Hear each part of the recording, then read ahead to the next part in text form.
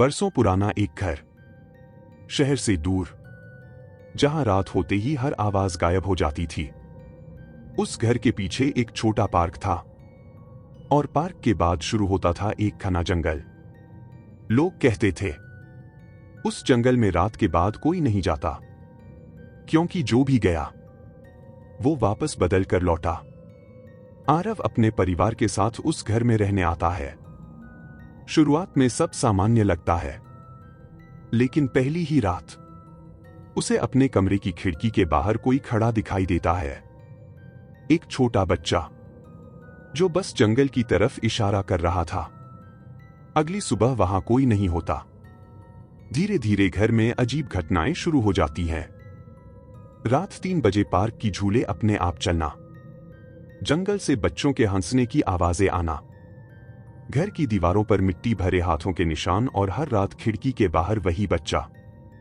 लेकिन इस बार उसके चेहरे पर आंखें नहीं थीं। आरव को पता चलता है 20 साल पहले उस जंगल में कुछ बच्चे गायब हो गए थे।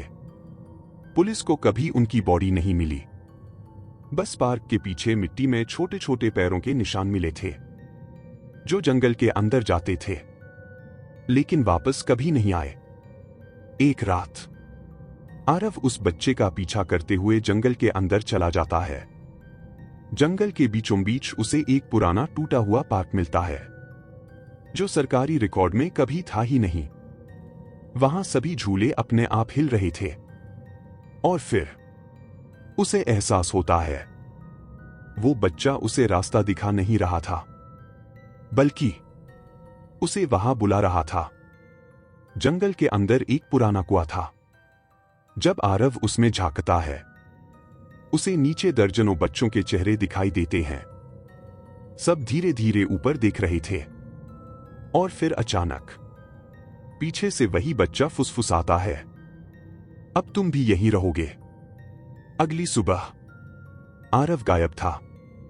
घर खाली मिला, लेकिन रात होते ही नए लोग उस घर के बाहर एक लड़के को खड़ा देखते हैं जो बस जंगल की तरफ इशारा करता रहता है।